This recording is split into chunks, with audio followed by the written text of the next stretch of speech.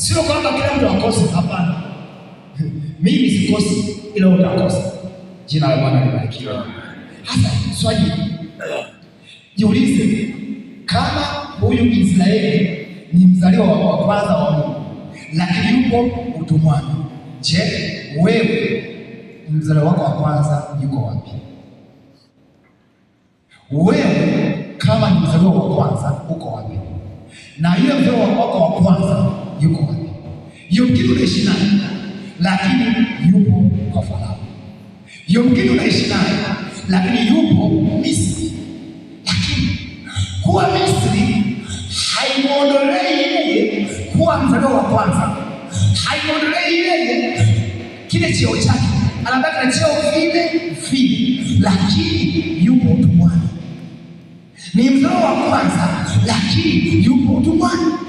Ndio maana Mungu alipenda kwa Farao hakusema mruhusu Israeli, no, alimesema cheo, mzaliwa wangu wa kwanza. Kwa hiyo unapoenda kwenye maombi lazima usisahau hicho cheo. Ninamleta fulani, mzaliwa wangu wa kwanza. Amen, amen. Mungu hakumwambia Farao mruhusu Israeli aondoke, no. Kule wapo wengi, kila mtu ana cheo chake. Kwa hiyo unapompeleka mwanao kwenye madhabahu ya Bwana, mwambie Bwana, huyu ndio limbuko langu, huyu ndio lango langu, huyu ndio fungu langu la 10, huyu. Mbinguni wanakaa wanaangalia, nani huyo?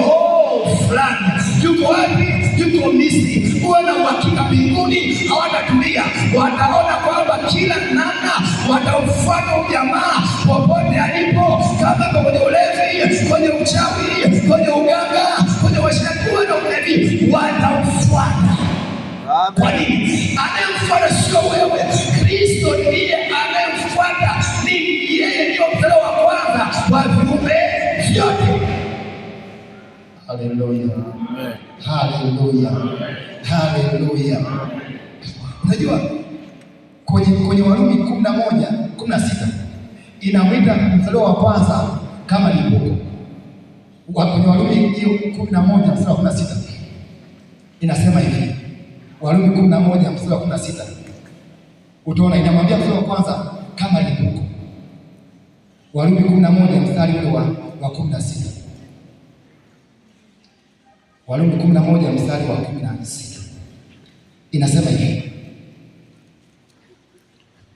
tena malimbuko yakiwa matakatifu, kadhalika na donge lote na shina likiwa takatifu, matawi nayo kadhalika. Limbuko likiwa takatifu na mashina yake yanakuwa matakatifu. Limbuko takatifu, kadhalika donge lote ni takatifu. Mungu akitaka kuibariki familia, analibariki limbuko, mzaliwa wa kwanza, huyo lango.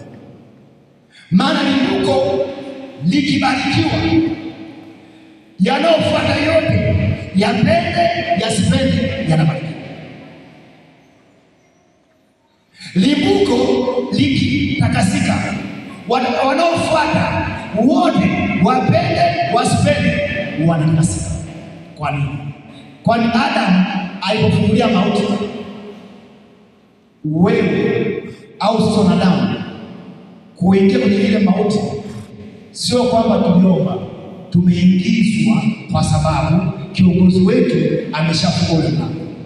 Ndivyo ilivyo hata Kristo Yesu ambaye ni limbuko letu anasema hivi, limbuko likiwa takatifu na donge lote, familia yote, watoto wote, wajukuu wote watakuwa watakatifu. Na ndio maana utaona shetani akiamua kuvuruga familia, na yeye anatumia kanuni hiyo hiyo ya mzaliwa wa kwanza, na yeye anaenda kwenye limbuko, na yeye anaenda pale, anashambulia pale.